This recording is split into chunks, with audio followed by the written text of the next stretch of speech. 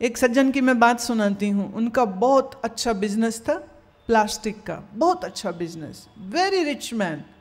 फिर क्या समय का फेर आया, वो सब खत्म हो गया, सब फैक्ट्रियां बंद हो गई, सब बर्बाद हो गया, पत्नी की भी मृत्यु हो गई, बच्चे जो हैं वो उनसे अलग हो गए, ये सोच के कि बाप निकम्मा है, नालायक है, सब बर्बाद बाप ने कर दिया। बेटे अलग होके कहीं और अपना काम करने लग गए, और ये जो हैं अकेले अपने घर में रह रहे थे। कहानी सारी मुझे मालूम थी। जब वो मुझे मिलने आए, मैंने कहा आप कैसे हैं? देखिए, आमतौर पे कोई पूछे आप कैसे हैं, आप क्या जवाब देंगे? अच्छे।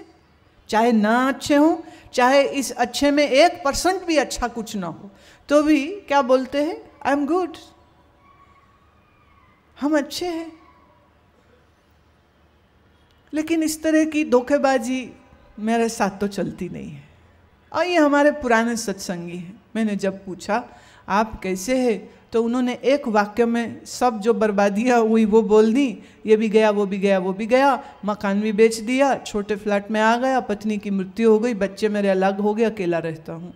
और अब मन की बात कहता हूँ। मन की बात ये है, चूँकि फैक्ट्रियाँ नहीं हैं, तो जो मेरे 10-12 घंटे रोज़ फैक्ट्रियों में लगते थे वो बच गए हैं। अब 10-12 घंटे जो बच गए हैं, मैं आराम से बैठ के जीवन बिता रहा हूँ, क्योंकि मुझे ये लगता है मैं अब साधु हो गया हूँ। मैंने कहा वो कैसे? कहते देखिए, एक आदमी अपने घर परिवार फैक्ट्री त्यागे तो साधु होता है। यहाँ घर परिवार फैक्ट्री ने मुझे त्याग दिया है, तो मैं साधु हो गया हूँ। और आपसे जो सीखा है उसका अभ्यास करता हूँ। तो सुबह आसन करता हूँ, 2 समय प्राणायाम करता हूँ, दोपहर भी खाली है बड़े मज़े से, मैं उस समय योग निद्रा करता हूँ। और जितना मुझे चाहिए उतने भर खर्चे लायक मेरे पास पैसे है, और काम करने की अब ज़रूरत नहीं। जब मेरी मांगे नहीं रहती है तो पैसे की दौड़ क्यों रहेगी? बच्चे थे तो खर्चे थे, पत्नी थी तो खर्चे थे, ना पत्नी ना बच्चे।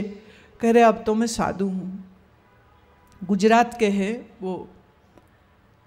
मैंने कहा ये तो फिर तुम्हें सारू छे, तुम इतने आनंद में हो और अच्छे हो, ये देख के हमें बड़ी खुशी हो रही, बड़ी प्रसन्नता। और इस व्यक्ति के भौतिक रूप से देखे तो नुकसान हो गए हैं, लेकिन इन सब नुकसानों की जो हानि की पीड़ा नहीं है उसको। जो ज्ञान सत्संग सुन के इतनी भी बेपरवाही ना आए तो सुनने का क्या फायदा? ऐसे तो दिन रात सत्संग सुने, पर जरा सा भी नुकसान बर्दाश्त ना होता हो और गुस्से में आग बबूला होता हो, या रो रो के चिंता कर कर के हल्का ना होता हो, तो क्या फायदा सत्संग सुनने? इट इज नॉट एंटरटेनमेंट, मनोरंजन का विषय नहीं है। ये जीने की कला है जो आपको सिखाई जा रही है प्यारे। ये जीने की कला है।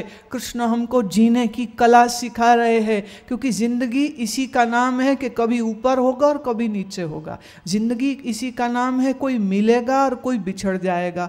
जिंदगी इसी का नाम है, कभी नफ़ा और कभी नुकसान होगा। जिंदगी इसी का नाम है, कभी शरीर स्वस्थ तो कभी रोगी भी हो सकता है, कर्मजः प्रारब्धवश भी रोगी हो सकता है। लेकिन जब ये ऊंच नीच होवे, उस समय मेरा मन बेचैन ना हो। ये महिमा सत्संग की है कि ये हमको सत्संग सिखाता है। लेकिन सिर्फ सुनने से नहीं होगा, इसका अभ्यास होना चाहिए। So I will take this opportunity to say this 3 principles, 3 नियम जीवन में अपना लीजिए। 1, सुबह जल्दी उठ के आसन करना और प्राणायाम करना, एक तो नियम ये। दूसरे, अपने कर्म को, अपनी ड्यूटी को ईमानदारी से कीजिए। नफ़ा होवे या नुकसान होवे उसको स्वीकार कर लीजिए कि प्रारब्ध में ये है तो है। और तीसरे, हर रात सोने से पहले प्रार्थना करे और मन को सब बोझ से मुक्त कर दे कि अगर मैंने किसी का दिल दुखाया हो तो मैं उनसे क्षमा चाहता हूँ, और अगर किसी ने मेरा बुरा किया है तो मैं उनको क्षमा देता हूँ। बोझ रहित होकर के सुमिरन करते हुए, प्राणायाम करते हुए, अपने माधव को याद करते हुए, मन खाली करके मस्त होके सो जाओ। सुबह आँख खुले, जिंदे हो, बहुत अच्छी बात है, फिर उठ जाइए और भास्कर देव को प्रणाम करके दिनचर्या आपकी फिर शुरू हो जाए। 3 छोटे से प्रिंसिपल, बाकी सब चीजें याद रहे न रहे, 3 बातें अगर याद रख सको तुम, तुम्हारे काम आ जाएंगी। फिर से दोहरा दूं, right? Let me repeat it again and be with me. जो मैं कहूं उसको ध्यान से सुन लीजिएगा। देखिए, मैं आपके मित्र हूं मैं, और अपने दोस्तों का ख्याल रखना ये तो हमारी जिम्मेदारी है। और आप मार्गच्युत नहीं हो जाएं और आप भटक नहीं जाएं, इसलिए ये कह रही हूं। उपदेष्टा समझ के मुझे मत सुनना। गुरु माँ ये भाषण करेगी, भाषण नहीं करेगी, तुमसे वार्तालाप करेगी। प्यारे, तुम 2-4 होते तो आंखों में आंखें डाल के बातचीत कर लेती। अब तुम बहुत सारे हो तो इसलिए आवाज को ही माध्यम बना के तुम तक पहुंच रही हूं, पर हूं तो मैं आपकी मित्र, वक्ता, उपदेष्टा, कथावाचक मत समझिएगा। अगर हम कथावाचक होते तो सबसे पहले बैठ के मंच पे अपनी पूजा करवाते, तिलक लगवाते, मजे आते, गले में फूल माला डलवाते, मजे आते, और अपनी जय जयकार करवाते, और तुमको भी मजे आते क्योंकि तुम भी सब स्टेज में आ रहे होते। पर फिर सारा टाइम तो इसी में ही निकल जाता। तो हम कोई राजनेता थोड़े है कि गले में फूल माला ना पड़े तो सांस ही नहीं आएगी। एक राजनेता को हार्ट अटैक हो गया, इलेक्शन का दौरा करने गया था, एक माता ने पहले ही ताली मार दी, राजनेता को हार्ट अटैक हुआ।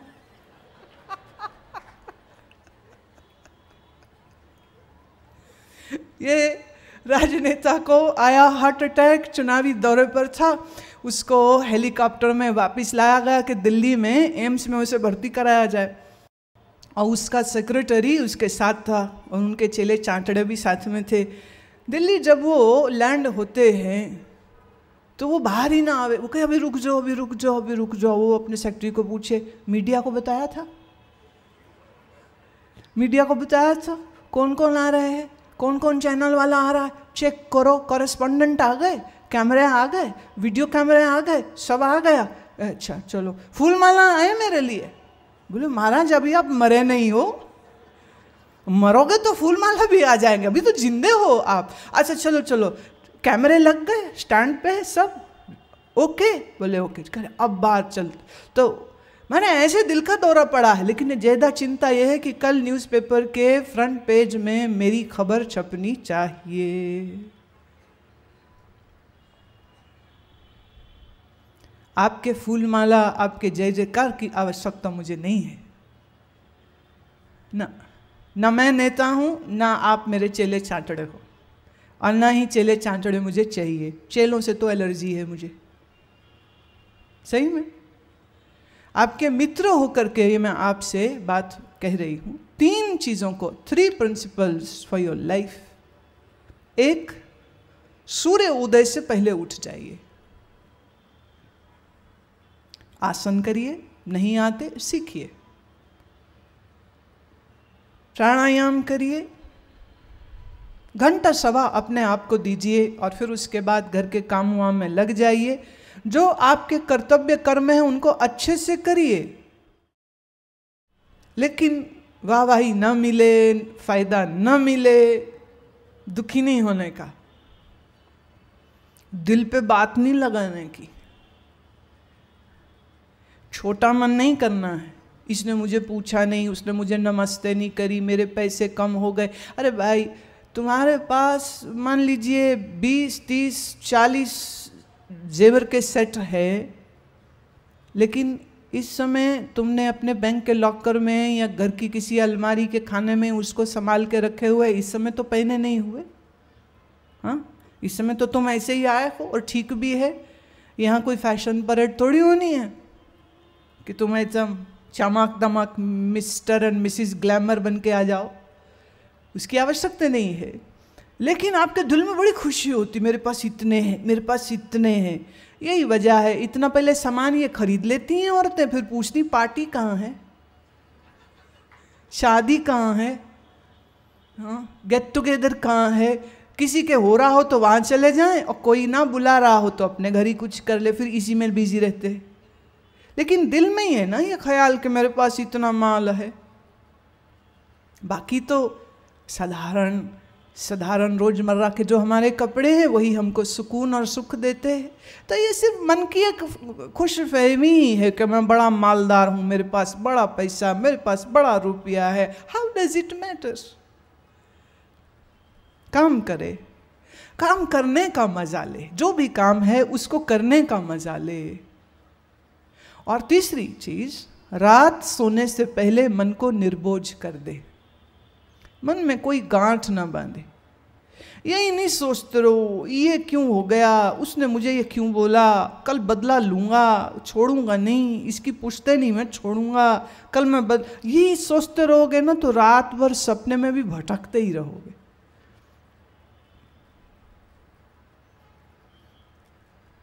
एक बार मैं एक नेचुरोपैथी सेंटर में थी।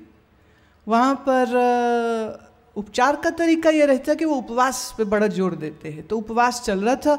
एक लड़की कानपुर की वहाँ पर वज़न कम करने आई हुई थी और उसका वज़न कोई 110 किलो का था और कद भी छोटा। और पिछले 10 दिन से वो सिर्फ नींबू पानी पी रही थी और कुछ भी नहीं। एक सुबह वो बड़ा हंसती हुई मिली। रोज तो रोती मिलती थी शिकायत करते हुए, वह उस दिन बड़ी हंसती हुई मिली। मैं क्या हुआ, आज बड़ी चमक रही है। कह रही क्या बताऊं, मेरे को सुबह ही सुबह सपना आया। वहाँ सबको 5 बजे उठना पड़ता था, शहर सबको जानी पड़ता था। कहती सुबह ही सुबह मेरे को सपना ये आया कि हमारे नेचुरोपैथी सेंटर के जो हेड हैं डॉक्टर गुप्ता, वो रूम टू रूम जा रहे हैं और सबको वेजिटेबल कटलेट और गुलाब जामुन दे रहे हैं, डोर टू डोर जा रहे हैं। कहती वो मेरे को पूछ रहे हैं तू 2 खाएगी कि 3? और मैं कह रही हूँ 10 दिन हो गए हैं नींबू पानी पीते हुए, तो कम से कम 10 तो दे दो। और वो कह रहे 10 क्यों, तू तो इतनी प्यारी है, तेरे को तो मैं 15 दूंगा। और कहती इतने में बाहर किसी का अलार्म बज गया साथ वाले कमरे में और मेरी नींद खुल गई। तो सिराने पर राल का फ्लड आया हुआ था। इतनी राल टपकी कि पूरा सिराना गीला हुआ पड़ा था।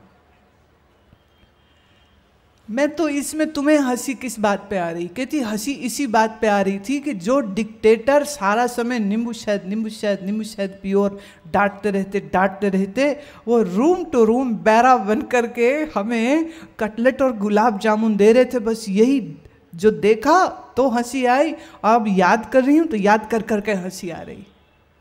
मैंने कहा फिर आज क्या करेगी? कहती नींबू शहद ही पीऊँगी, अभी तो बहुत सारा वजन कम करना, क्या करूं मैं। खैर, रात्रि आखिरी विचार आपके मन में क्या रहता है, वही विचार रात भर आपके सपनों में भी चलता रहेगा।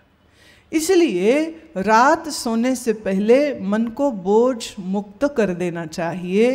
अगर किसी को तुमने दुख दिया है, पता तो रहता ना मैंने गड़बड़ करी है, अगर तुमने किसी को दुख दिया है तो मानसिक क्षमा उनसे मांग लो।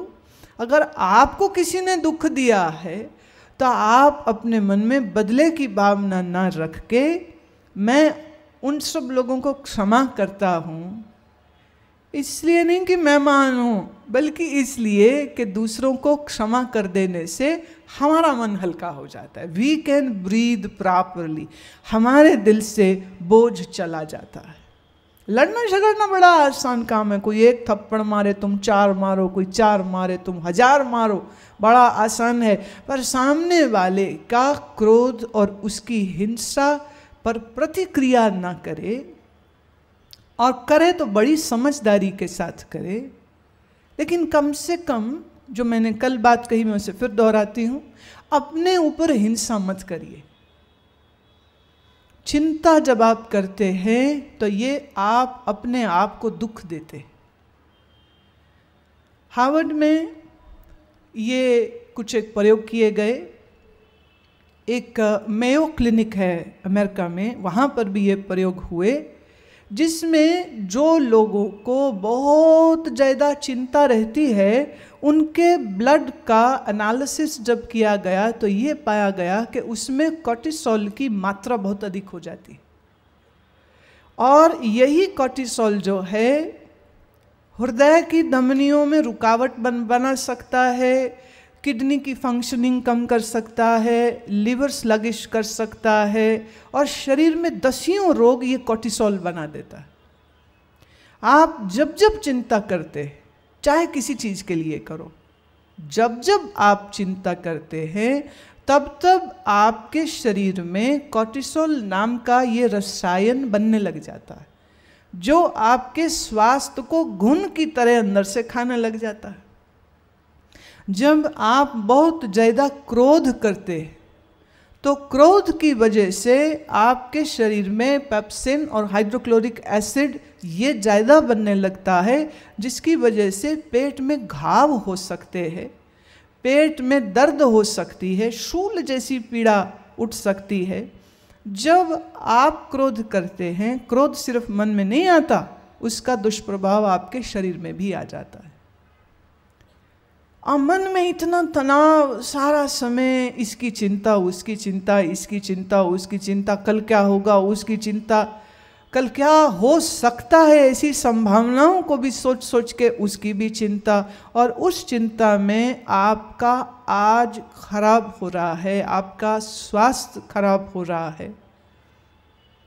इसके लिए मैं एक सुझाव देना चाहती हूँ। हमारे उपनिषद में, तैत्तिरीय उपनिषद में लघु न्यासम, कर्मकांड का भी बहुत बड़ा हिस्सा होता है न्यास का।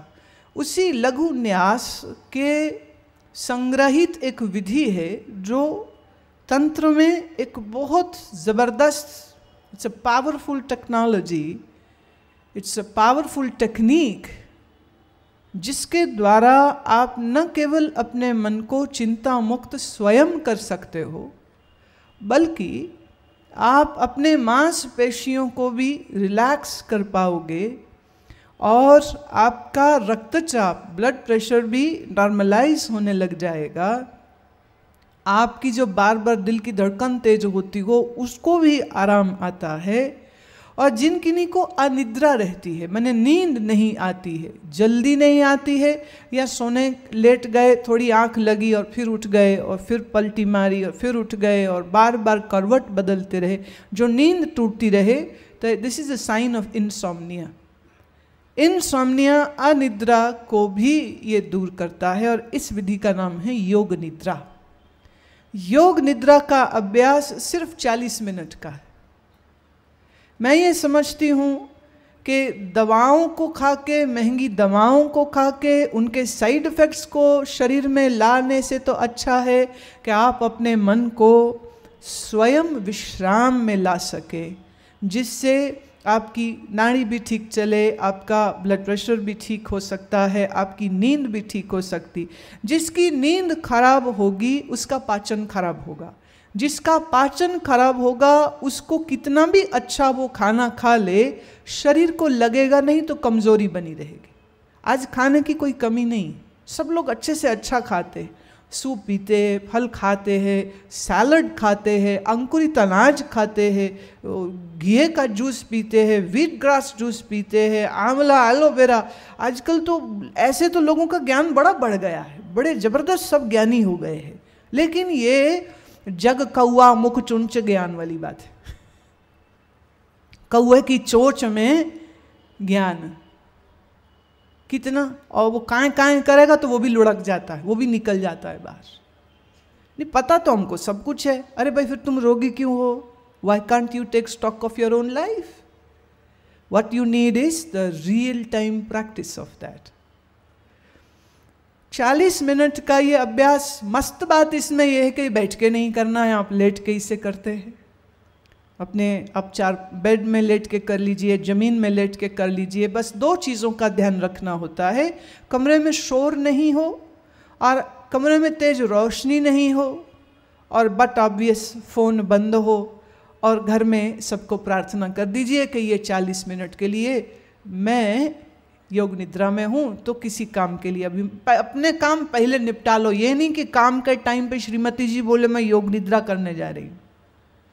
काम निपटा लीजिए, जाना आना नहीं है, कुछ और नहीं करना। ऐसे एक समय पर ये अभ्यास करने से इसके बहुत ज़बरदस्त नतीजे हैं, बहुत ज़बरदस्त इसके फ़ायदे हैं।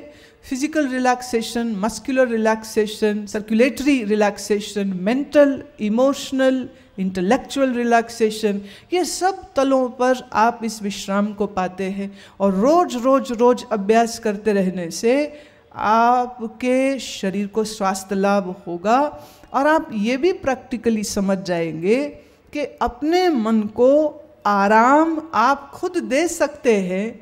उसके लिए किसी चीज़ या कपड़े या फैशन या पार्टी या घूमने फिरने की आवश्यकता नहीं है। मन बेचैन होवे ता उस समय पर राम का सुमिरन होना चाहिए। जब मन बेचैन हो तो घूमने नहीं निकल जाए कि घूम के मन ठीक हो जाएगा, कि शॉपिंग करके मन ठीक हो जाए। मैं ये नहीं कह रही घूमना गलत है, अरे बिल्कुल नहीं। इतनी प्यारी दुनिया है, किसके लिए बनी है? हमारे लिए ही तो बनी।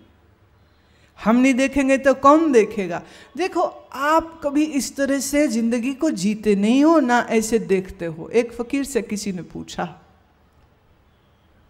ये सूरज क्यों निकलता है रोज?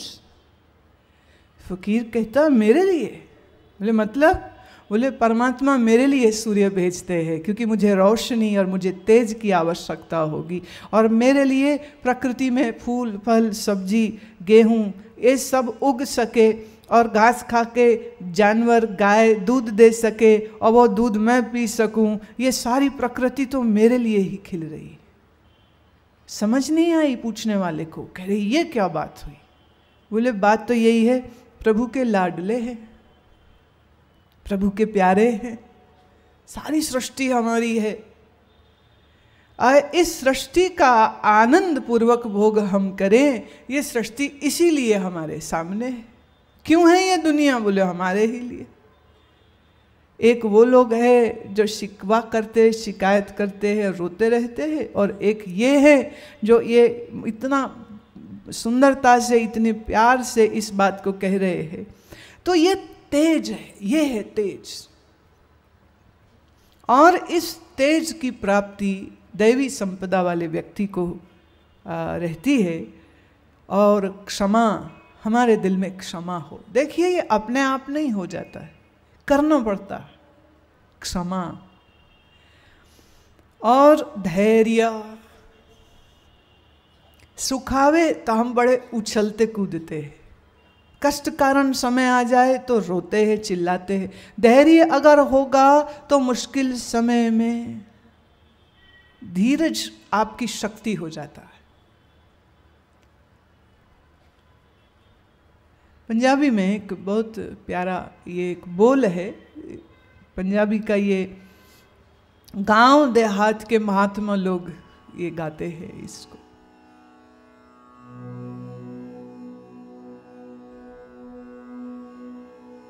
वे मैं तेरा तेरा तेरा सच्चे पातशाह, वे मैं तेरा तेरा तेरा सच्चे पातशाह, रख ले गरीब जान के।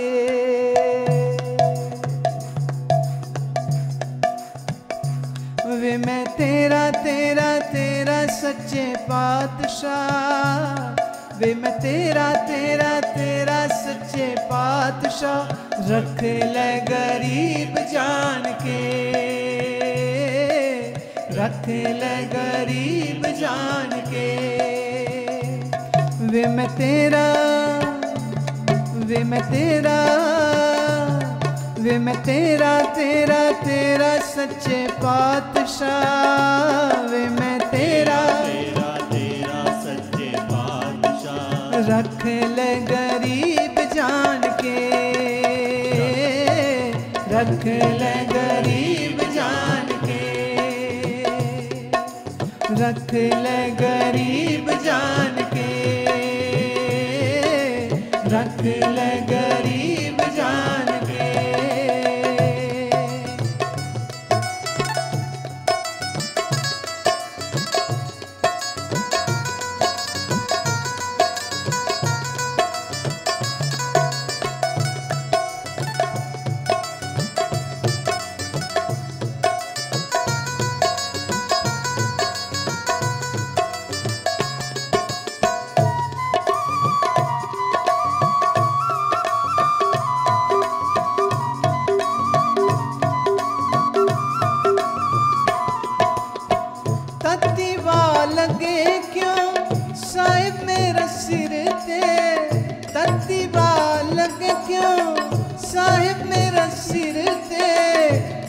दी आसीस है, उस दी मेर है, उस दी आसीस है, उस दी मेर।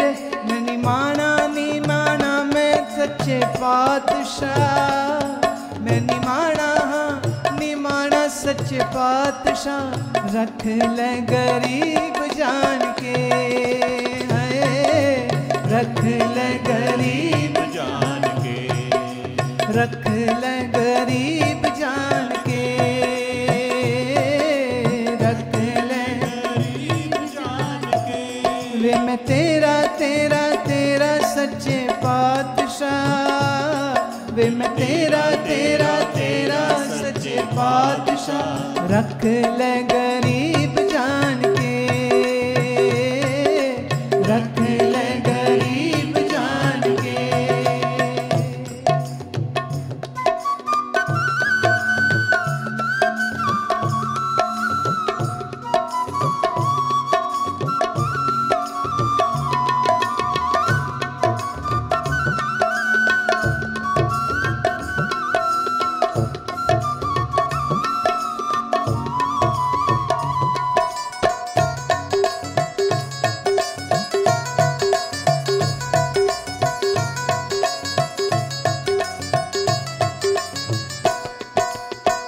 अर्ज करा मैं दाता जीवन तेरा है, अर्ज करा मैं दाता जीवन तेरा है, जीवन तेरा है, मैं भी तेरा है, जीवन तेरा है, मैं भी तेरा है।